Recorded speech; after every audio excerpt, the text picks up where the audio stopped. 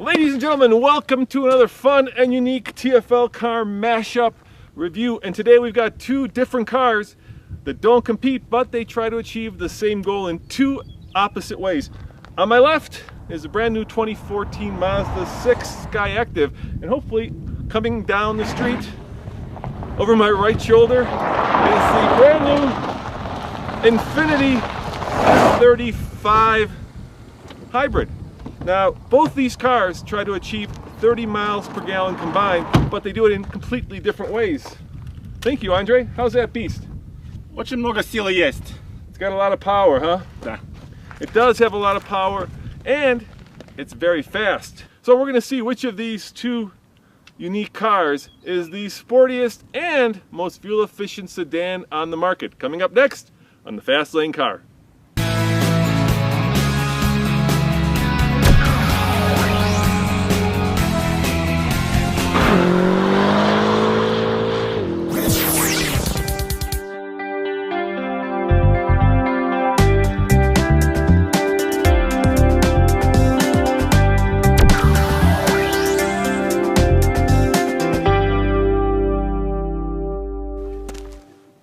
There it is, the Sky Active 4-cylinder. No turbos, no electricity, just the combustion engine taken to the next level. At least that's according to Mazda. What they've done is they've increased the compression ratio from 10:1 to 14:1, making it, well, according to Mazda, 15% more powerful and fuel efficient. You're looking at 184 horsepower and 185 pound-feet of torque.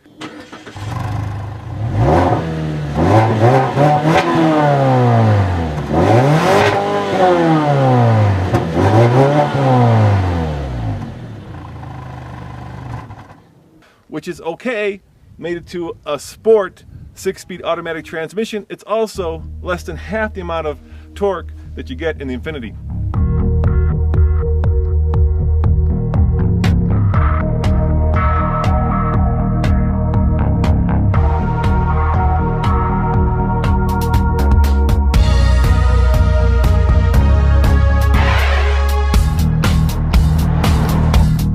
Now let's be very clear, these two cars do not compete, but we're not comparing cars as much as we are comparing two different approaches to fuel economy and sporty performance. Voila!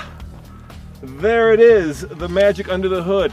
And you'll find Nissan's ubiquitous, or make it Infiniti's, 3.5-liter V6, but in this case it's paired with an electric motor, and combined they put out 360 horsepower, which is okay, but here's the kicker, 457 pound-feet of torque.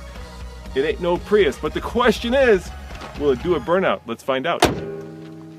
Andre, can you do a burnout? Я попробую. It doesn't sound like it. Go for it. Burn it out. Нет, что-то сломалось. What happened? Did you kill it? Я не знаю. You don't know what happened. Turn it on and off.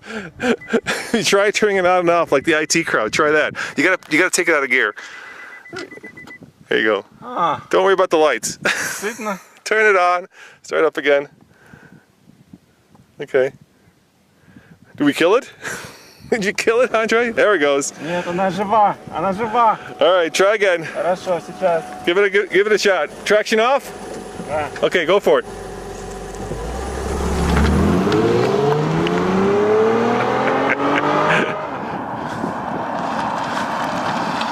Andre, that is not a burnout by any stretch of the imagination. Нет. It won't burn out. Еще один раз. You want to try one more time?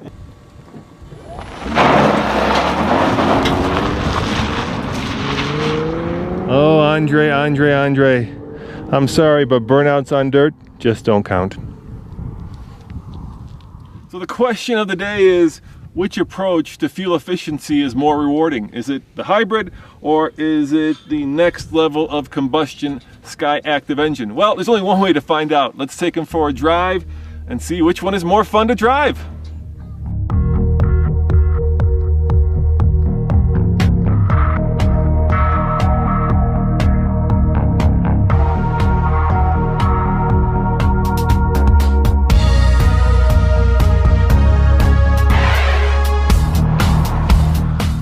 Oh yeah, there's the power.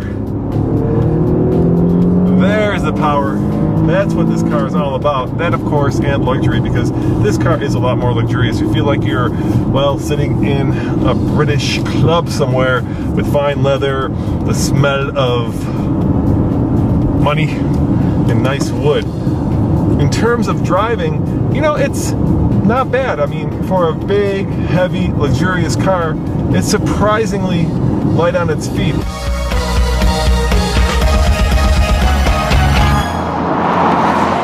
Having said that, I hate the brakes. There's really no brake feel whatsoever. They just grab or they're not there. So it's almost like an on and off switch. And that's because, of course, once again, you've got that regenerative braking going on, putting more power back in the battery. The other thing that's a little daunting about this car is its weight. You can really feel it when you're going around a turn. I love the rear wheel drive. I love the 7-speed traditional transmission, but when you come around this turn, oh my, that weight really pushes the car. It is very controllable, so it's not like you don't have a sense of what the wheels are doing and you feel like you're out of control, but that weight is there, and it does affect the driving experience. On the plus side, that weight also makes for a wonderful cruising car. I mean, I would have no issues whatsoever in just planting my foot down and driving cross country in this, because it is an absolute joy when the road is straight. So it's kind of a mixed bag. It's very luxurious, it's surprisingly sporty, yet all that weight really does take away from the driving experience, especially when you have to brake like this, because I have no idea what those brakes are doing.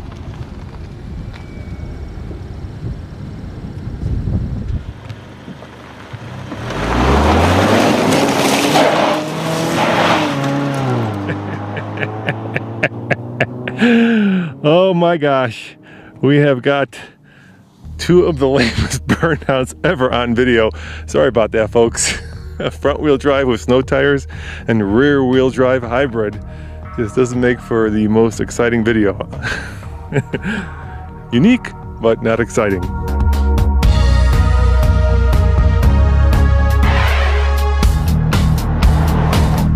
So Andre can't do a burnout, but I can do a burnout.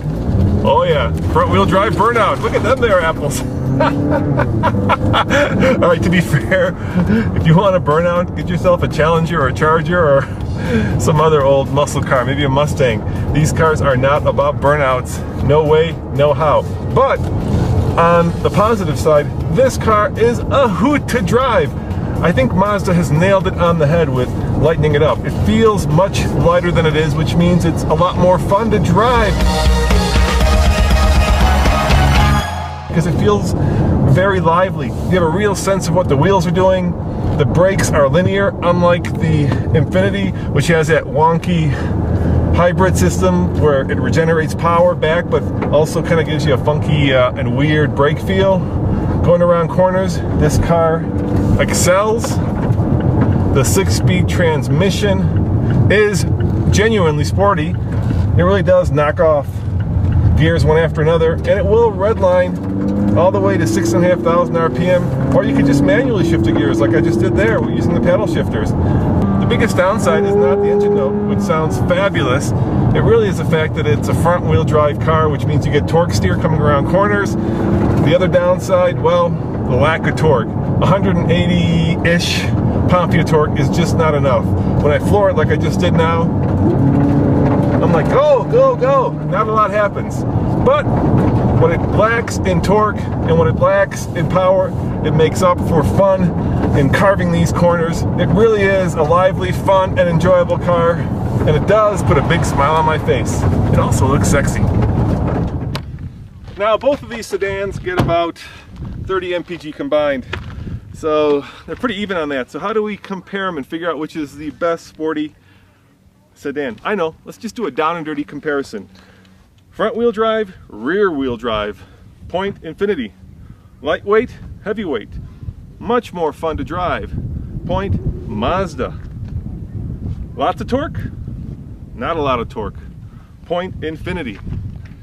$66,000 and $30,000.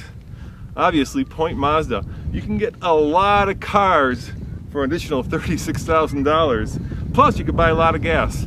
At the end of the day, if it were my money, I'd go with the Mazda just because it puts a huge smile on my face and it's a good-looking car. As always, this is Roman reporting for the Fast Lane Car. Remember, subscribe for a new video every day. See you next time.